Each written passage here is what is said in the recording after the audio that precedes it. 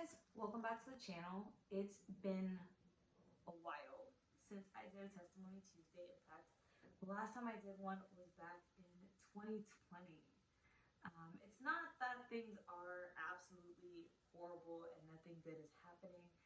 It's just that a lot has been happening, and I haven't really had, I guess, inspiration for new Testimony Tuesdays. I am in the process of uploading the ones that I previously uploaded to Instagram onto YouTube so you can find them all in one place. So you can definitely look forward to seeing those pop up in the coming weeks. Though that's been slow progress as well.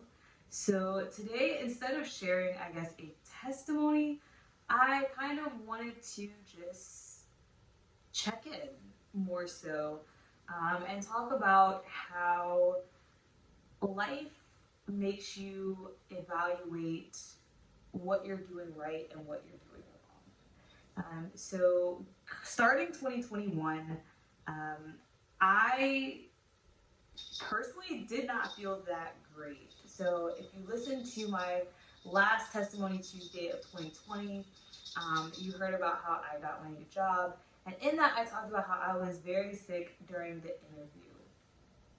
Because I was focused on a specific, start here, in there, this is the story that I'm telling in this testimony. I didn't really talk about the fact that I was pretty much sick all of December. And that's, I think, mostly a stress thing. I personally have experienced this. I'm sure if you've ever been stressed out, you've experienced this as well. It's definitely for those who've ever gone through grad school or those who are thinking about going through grad school. Your body processes stress in different ways. So some people, it manifests in headaches, like tension headaches. Some people, it will manifest in weight gain or weight loss. Sometimes you will become sick. It lowers your immune system's abilities to fight off viruses, sicknesses, whatever. And basically, if you allow yourself to get a lot of stress, particularly negative stress, your body will start to fall apart on you. And it's usually a day after effect. So it's not while you're stressed out that your body falls apart. Like during the stressed out part, you're running off of like adrenaline or something. And then after the fact, your body mutinies. And it's like, you pushed me too far. I quit, right? The first time this happened to me, I was in grad school and I was trying to finish a portfolio for my PhD. It's what was required to go from a PhD student to a PhD candidate, and I needed it to move forward in the process. I found out a month before it was due that I needed it, and I needed like a published paper for the portfolio, and I didn't have one. So I was staying up until like 3 a.m. working on this paper, trying to get the research done, trying to get everything together so I could at least submit it, and then I could submit the portfolio and say, this is submitted as a published paper, but I haven't heard back yet, blah, blah, blah. But essentially for an entire month, I was getting about 2 hours of sleep. I was going to bed at 4 a.m. and I was getting up at 6 every day, all day, for a month. Do not do that. Do not do that. It's bad for your health. The next month, I completely fell apart. I was very anxious. I went to the doctor for something totally unrelated, and they asked me to go to the counselor because they thought I was having like anxiety issues. Ended up going to like group anxiety classes to hear about managing stress and managing anxiety.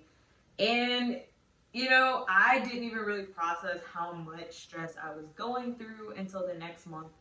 And I basically spent the whole next month playing video games because I just, my whole mind and body just could not deal with what I had just put it through. And I was like, never again am I doing that. It was shortly after that I resolved to start keeping the Sabbath. And, I was like, I'm not putting my body through this stress ever again. And then last year happened. And in my mind, I was not stressed out when I found out that I had been laid off. I mean, in my head, I was like, yeah, it's fine. God will make a way. And, a lot of us say things and we believe it, but there is still a part of us that wants control. Like, we want to know what's going to happen. We want to maintain, that power that we think we have over our lives. And so while outwardly it's like, yeah, God is going to take care of this, and I'm telling myself this, and in the back of my head somewhere I believe this, there's also this part of me that is like, you got to interview, and you got to nail these interviews, and you got to figure out what you want to do. And then even after I've done the interviews, like, you got to figure out which job that you're going to accept, and where you're going to go, and this is going to affect everything, like where you're going to live. It's going to affect your friend groups. It's going to affect everything. And so around the time that I was accepting a position is when the crash started happening. Again, this was about a month after I got laid off. I was not doing these crazy things where I was staying up all night, but I was cramming for interviews. I was, most of that month, I had interviews every day. So I was basically doing an interview a day, trying to get a position and things like that. And you're like, in the aftermath, my body was just like, no. Mm-mm. But this time, instead of it being like anxiety and things like that, I was dizzy and nauseous. And this lasted pretty much from the middle of December all the way into January. I had a few good days, but most of the days I felt like crap. And that's also why I wasn't producing, as many videos as I want to for the YouTube channel. I had all of these plans because I was off this whole time, and I was like, yes, I'm going to produce all this content for the channel. I'm going to work on the blog.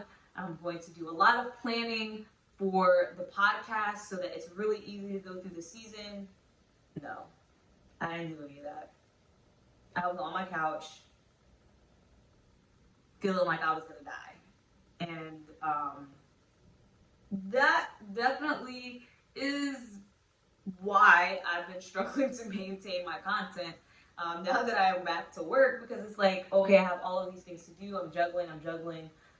In fact, as I'm recording this, I still have to edit the podcast episode for this week. So there's that. And that's why you haven't seen as much content or me posting as much on Instagram or whatever, because I'm trying to keep my head above water.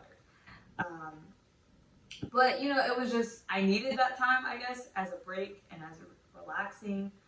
But just as I started to feel better and start to, be like, okay, I'm getting a handle on this, the stress is starting to deplete, I'm okay.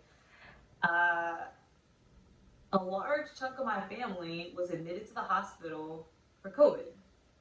Not people I live with, but back home in South Carolina, first came the call that my cousin was going in, him and his wife, and then my aunt and my uncle, and then in a whole different city, I had another cousin that went in, and they were being diagnosed with pneumonia plus COVID, and 3 of them ended up hospitalized for some time.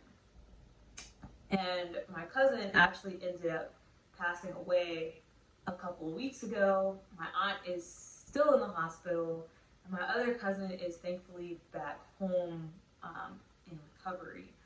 But there, it was a lot. It is a lot. And in all of this, I kept coming back to this question about health. We don't talk about health a lot in the church,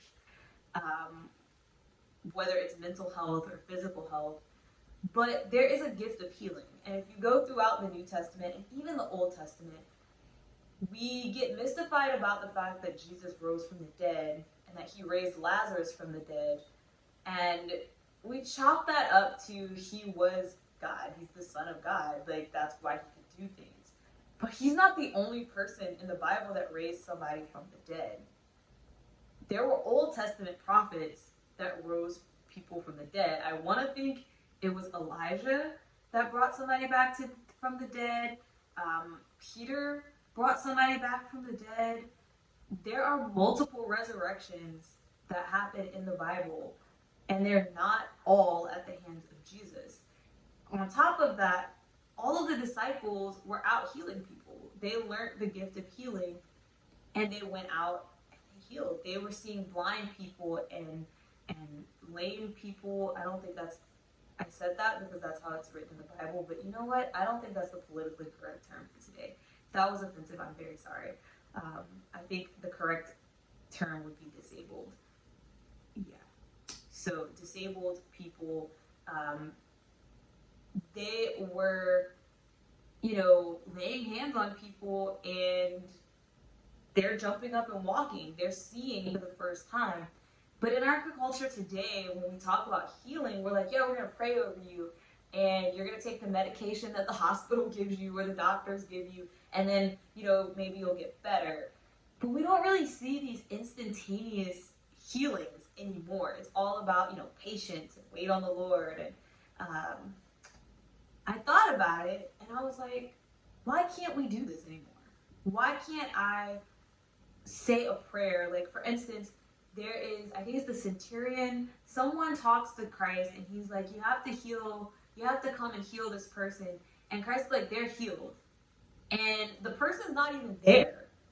Like, and he just heals them from that distance. And when the person goes home, sure enough, this person has been healed. So I'm like, why can't I, in South Florida, petition God and say, hey, heal my cousin? And then he just gets up out of the hospital. He's like, I'm fine. And he's just like miraculously cured. Why are we not able to do that in the church today? And this is something that I have been thinking about, reading about. And there is a particular passage in the Bible. It's not exactly about healing, but it hit me because it's another thing that we don't really talk about. And it is when the disciples meet someone who is possessed and they try to cast out the demon, and the demon doesn't go anywhere. And so Christ has to come and do it, and they're like, why couldn't we do this? Like, what did we do wrong? And he says, he's basically telling them they have a lot to learn, blah, blah, blah. But he's like, this kind only go out by prayer and fasting. Prayer and fasting.